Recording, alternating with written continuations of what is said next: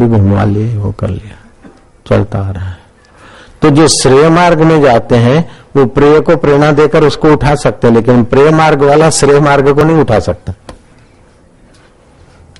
एक संत हजारों संसारियों का भला कर सकते, लेकिन हजारों संसारी मिलकर संत का भला नहीं कर सकते। हाँ, संत की संस्था का सेवा बेवा करके अपना भाग्य बना सकते। संत का भला तो उसके गुरु ने कर दिया, उससे ऊपर कौन बैठा है पहुंचाएगा।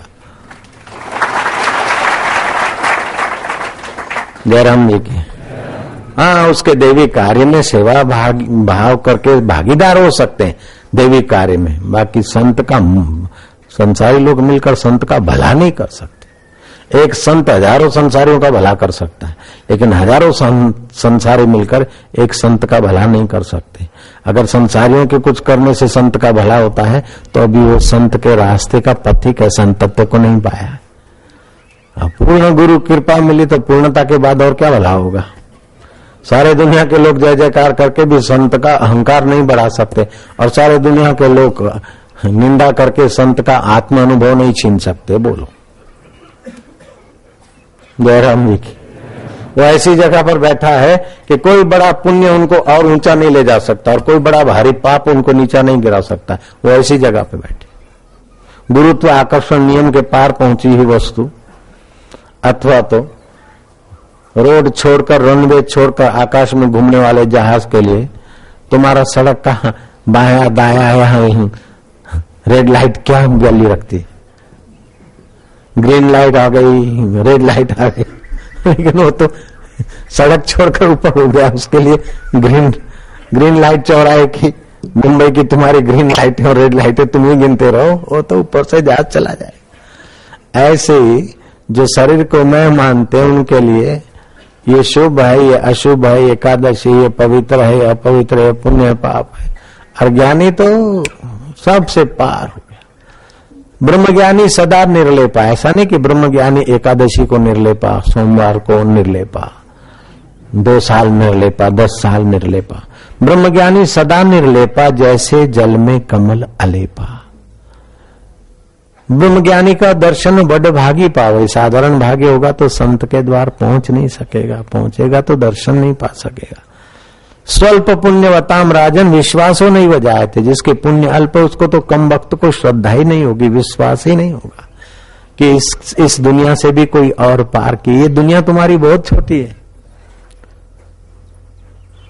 ये तुम्हारे पास जो मकान, दुकान, रुपए, पैसे, 100, 1000, 2000, 10,000, करोड़, 10,000 करोड़, 10 करोड़, 50 करोड़, 1000 करोड़, 10,000 करोड़ बहुत छोटा है। तुम्हारी आत्मा के आगे बहुत छोटा है।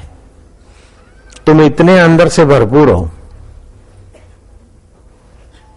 लेकिन ये अल्पमति उधर कुल जाने नहीं देती, और इसी में खेल खेल में पूरा हो जाता है।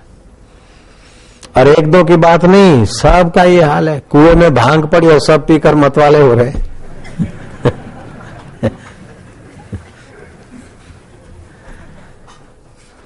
प्रहलाद की भक्ति से भगवान हिरण्याकश्यप के जुल्म से बचाने को प्रहलाद के आगे प्रकट हुए।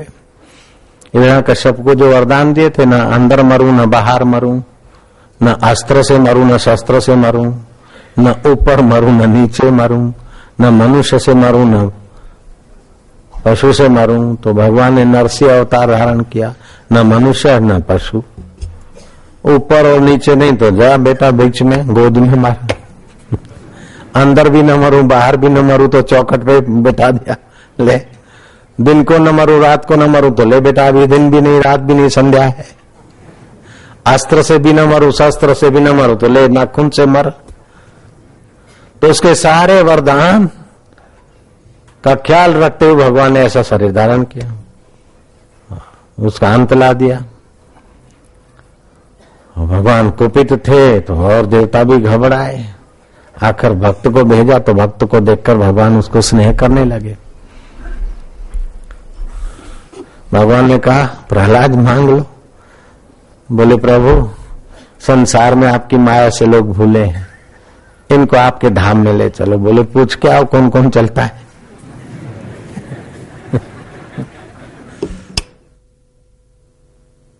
तेरे धाम में कौन कौन चलने को राजी। प्रहलाद गए, दैत्य पुत्रों को कहा कि चलो भगवान के धाम में बड़ा आनंद है, बड़ा सुख है। बोले तो बोले फिर हमारे जैसा इधर का खान पान गया, हम क्यों आते, हमको नहीं अच्छा। मनुष्यों ने, दैत्यों ने तो मना कर दी। आखिर प्रहलाद निराश होते हुए कहानी कहती कि आया तो भूंड सुअर नाली में कर रहा था, जरा कूलर का मजा ले रहा था वो।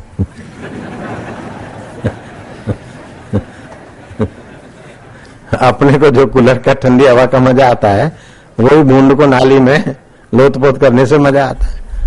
भूंड को, नाली वाले भूंड को आपके ऐसे कमरे में रख दो, वो परेशान हो जाएगा, नहीं रहेगा आपके उस कमरे में, मजे से रहेगा क्या? उसकी योनि के अनुसार उसको वही मजा आएगा। जैसा आपको एसी में या कूलर में जरा ठंडक का मजा आता है, ऐसे ही उसको नाली में मजा आएगा। लोथपोत हो रहा था। प्रहलाद को लगा कि बेचारे की क्या जिंदगी रहा। वो प्रहलाद बोलता है, उसको थोड़े अररा लगता है। उसकी भूंडन भी थी, बच्चे भी थे। भूंड को कहा, भूंडराज अपनी योग शक्ति दी, अथवा उस समय प्राणी समझते होंगे एक दूसरे की भाषा। बोले क्या गंदगी में नाली में पड़े हो, चलो मैं तुमको भगवान के धाम में ले चलता हूं। बोले तो मैं अकेला तो नहीं आऊंगा, मेरी भूंडन को आने देंगे? बोले हाँ आने देंगे। तो ये बच्चे, बोले बच्चे भी चले, भगवान खुश है, जो चलना चाहे उसको ले चलेंगे अपने धाम। तो बोले फिर उधर ऐसा खाने को मिलेगा, नाली में लेटने को मिलेगा।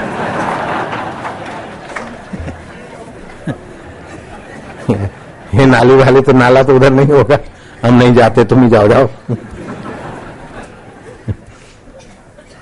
तो जहां जो सेट हो गया है भगवान की माया, उसको वही मजा दिलाती।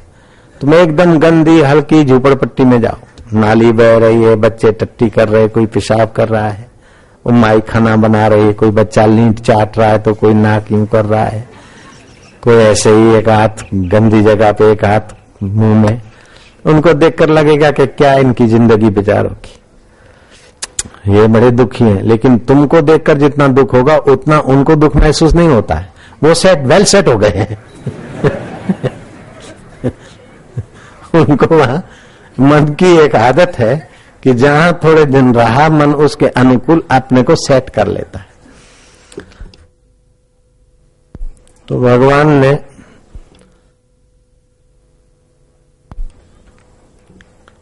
गीता में कहा कि इंद्रियों के अर्थ में वैराग्य करो, अनहंकार एवच जन्म मृत्यु जरा व्याधि दुख दोषानुदर्शनम। अब उस झुपड़पट्टी की गंदगी से उन विचारों को निकालना है, तो आपको पहले उनकी एक गंदी